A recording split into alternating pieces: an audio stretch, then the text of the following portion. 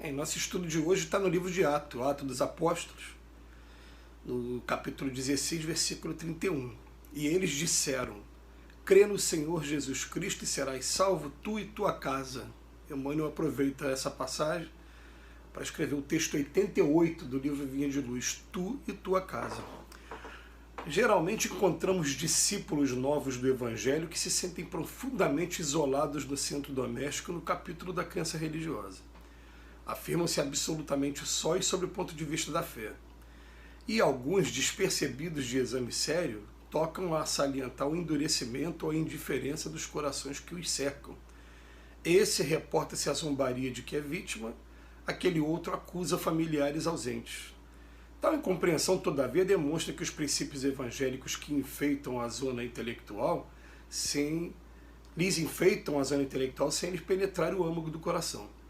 Por que salientar os defeitos alheios, olvidando por nossa vez o bom trabalho de retificação que nos cabe no plano da bondade oculta? O conselho apostólico é profundamente expressivo.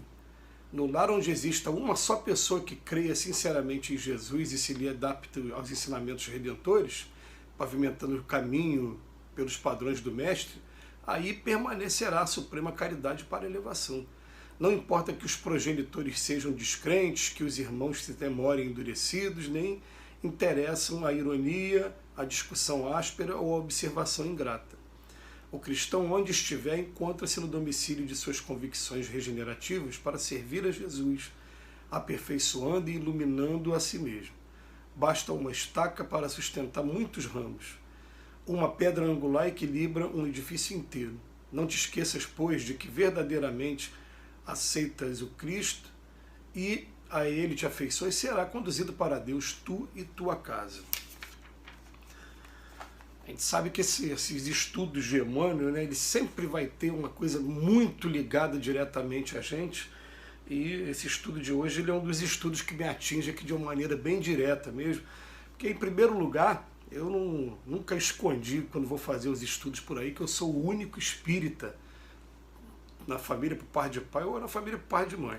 Na família por parte de pai até tenho duas primas hoje que são simpatizantes, né, que ainda se interessam por alguma coisa de espiritismo, mas não são espíritas mesmo, né, de frequentar mesmo. Eu sou o único espírita dos dois lados da família.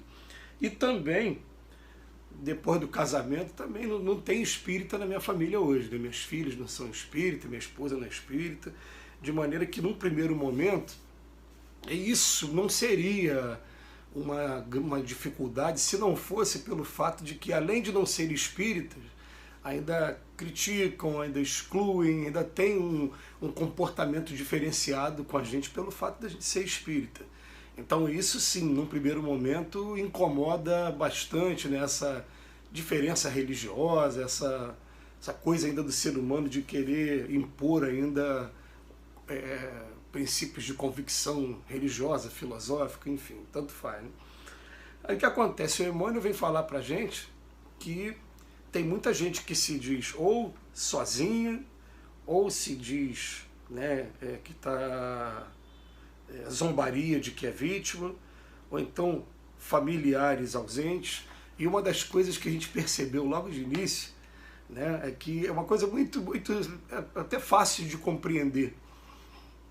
A gente reconhece, com o estudo da doutrina espírita, o quanto a entidade é pequenininho, porque a doutrina espírita nos convida ao autoconhecimento, a uma análise muito profunda de quem nós somos, para a partir daí a gente trabalhar uma ideia de reforma íntima.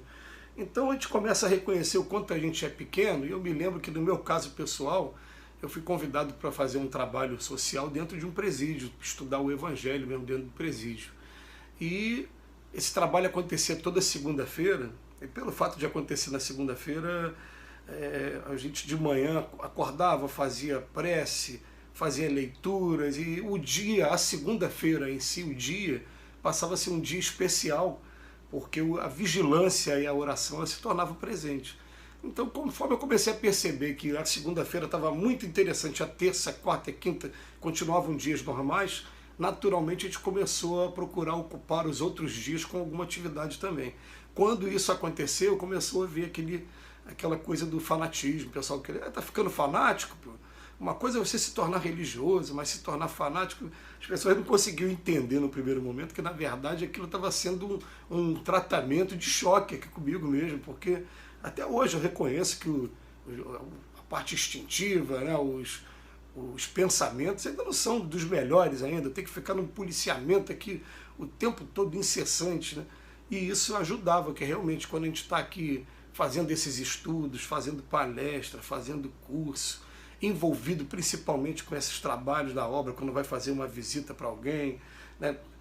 Quando vai fazer o trabalho da cesta básica, a gente fica envolvido em energias que são diferenciadas. E como disse uma amiga nossa lá de Nova Iguaçu uma vez, essas energias depois até viciam, porque a gente percebe o quanto muda quando a gente se afasta desses trabalhos. Então, quero voltar para lá para começar a ficar bem de novo, para me sentir equilibrado de novo. Mas a verdade é que no centro doméstico a gente se sente mesmo, né, muitas das vezes, desprivilegiado. Isso tudo que o Emmanuel falou aqui para a gente, o endurecimento, a indiferença dos corações. Mas ele fala para a gente o seguinte, que a tal incompreensão demonstra que os princípios evangélicos só estão ali na parte intelectual, mas ainda não entraram no âmago do coração. Por que ele está querendo dizer isso? Porque quando entra mesmo no âmago do coração, aquele que compreende o Cristo, ele agora não está mais sujeito a reclamações, ele está assim, começando a entender que se ele está inserido num determinado grupo é porque é para ele ajudar. A gente ajuda muito mais com exemplos, a gente não ajuda com palavras, a gente não ajuda com imposição de fé, com coisa nenhuma disso. Então, com o tempo, a gente vai começando a entender, né? Como o Chico dizia, né, uma vez, né? Meu marido... uma menina foi falar com o Chico, meu marido é uma excelente pessoa, ele só não é espírita. E descreveu um monte de qualidade, o Chico, mas se ele é isso tudo, ele não precisa ser espírita, não. E eu falo isso com alguns amigos meus. Eu falo assim, poxa, eu admiro muito vocês, porque eu preciso estar o tempo todo lendo, estudando, para poder ter alguma coisa de bom aqui. Enquanto muita gente, muitos amigos meus, na verdade, aquilo já sai naturalmente deles, já é uma conquista, um patrimônio que eles estão trazendo aí de onde eles vieram e já conseguem fazer aquilo de maneira natural. Eu preciso estar o tempo todo dessa maneira, porque eu conheço bem aqui quais são os instintos que eu ainda tenho e o quanto eu ainda tenho que trabalhar, né? Mas o que ele vem falar aqui pra gente, o cristão, onde ele estiver, encontra-se no domicílio de suas convicções regenerativas, no domicílio de suas convicções regenerativas, revisão o tempo todo, para servir a Jesus, aperfeiçoando e iluminando a si mesmo. E ele coloca uma frase, né? Basta uma estaca para sustentar muitos ramos, uma pedra angular equilibra um edifício inteiro. Então, se você está fazendo a sua parte, mesmo que seja ali naquele ambiente de solidão, que é um aprendizado para todos nós, e é um aprendizado que hoje, né, a gente tem que lembrar que foi o próprio Cristo que falou lá, eu não vim trazer a paz, eu vim trazer a espada. E os discípulos falaram, como assim? Né? Parecia que estava falando de guerra, eu falo, não, não é isso não. É que eu estou querendo dizer que numa família onde tiver 5 pessoas, 2 vão estar contra 3, 3 contra 2, né? E olha aqui, até na passagem evangélica fala em 2 contra 3, né? Mas a gente sabe que tem família que às vezes é 1 contra 4, né? Como eu estou falando aqui, no meu caso aqui pessoal, né? Mas ele fala, e isso está sendo por quê? Porque a ideia do Cristo, ela em primeiro lugar, ela é difícil de ser aceita, e depois, quando ela for difícil de ser aceita, né, for aceita, ela também é difícil de ser praticada. Então, às vezes, você vai encontrar família que todos se declaram da mesma religião, ouvem os mesmos princípios, seguem o mesmo culto exterior, porém, nas atitudes você vai ver uma disparidade ainda muito grande, porque é uma luta para cada um de nós, né? Isso aí não tem como a gente nem ter dúvida. Quem está aqui na Terra está em luta constante, a gente está ainda precisando trazer o Cristo para dentro do nosso coração. Mas ele vem chamar a atenção dessa vez para dentro da nossa casa. Então ele fala aqui, no lar onde exista uma só pessoa que creia sinceramente em Jesus e se adapta aos ensinamentos, aí permanecerá a suprema claridade para a elevação. Cristo que falou para a gente, né, onde 2 ou mais estiverem reunidos em meu nome, eu também vou estar presente. Às vezes você não consegue ter 2 encarnados, mas você consegue ter um encarnado e um desencarnado, um espírito do seu lado também, somando esses 2. Chamou Jesus, ele vai estar junto com a gente. E fica profundamente aqui a lição gravada na gente. Que Jesus nos abençoe hoje e sempre.